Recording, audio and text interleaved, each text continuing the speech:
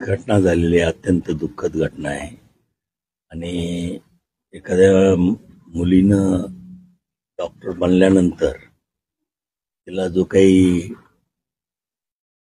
अधिकाऱ्याकडून, वरिष्ठ अधिकाऱ्याकडून, पोलीस स्टेशनकडून जो काही त्रास होतो, त्या त्रासामुळं ही दुःखद घटना घडलेली आहे. आता ती हत्या आहे का आत्महत्या आहे याच्याबाबत पोलीसच तपास करून सांगू शकतील. आम्ही अशी मागणी करतो की या प्रकरणी वरिष्ठ महिला पोलीस अधिकाऱ्याची एक SIT टीम नेमून कुठल्या घटनेमुळे ही दुर्दैवी मृत्यू घडला त्याची खोलवर जाऊन चौकशी करावी आणि त्याला जबाबदार मग ते वरिष्ठ आरोग्य खात्यातील अधिकारी असतील किंवा पोलीस स्टेशन मधील अधिकारी असतील, ज्यांच्याकडे तिनं वारंवार लेखी तक्रारी देऊन सुद्धा त्याची दखल घेतली गेली नाही आणि त्यामुळेच कदाचित हे टोकाचं पाऊल त्यांना उचलावं लागलं असेल आणि म्हणून याची सबंध चौकशी झाली पाहिजे. आणि अत्यंत गरीब कुटुंबातील ही मुलगी होती. आई वडिलांनी आणि चुलत्यांनी त्याच्या शिक्षणाचा संपूर्ण भार सोसून तिला डॉक्टर केलं होतं. आता ती कदाचित MD साठी सुद्धा ती पात्र झाली असती, लवकरच पात्र झाली ती.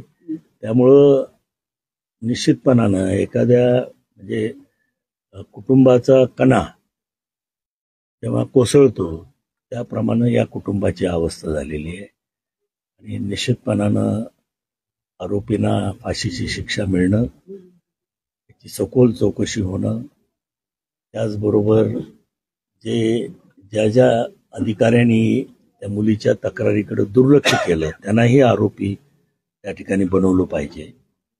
आणि महाराष्ट्र शासनाच्या वतीनं त्यांचा आता जो लहान भाऊ आहे त्याला त्याच्या जे काही शैक्षणिक पात्रता आहे त्या शैक्षणिक पात्रतेप्रमाणे चांगली नोकरी त्याच्या भावाला मिळावी अशी आमची मागणी आहे. मी या संदर्भामध्ये आजच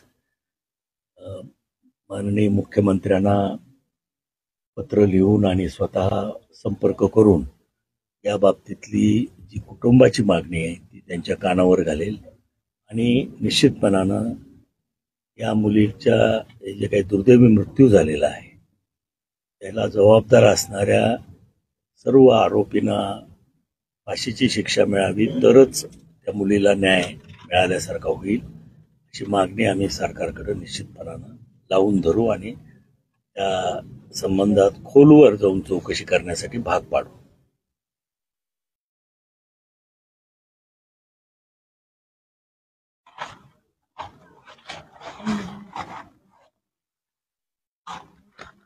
मागणी काय असेल तुमच्या कुटुंबाची न्यायासाठी फाशीची शिक्षा असते. न्यायच मिळाला पाहिजे आमच्या मुलीला. न्याय दुसरं काय तेवढंच, फाशीची शिक्षा पाहिजे.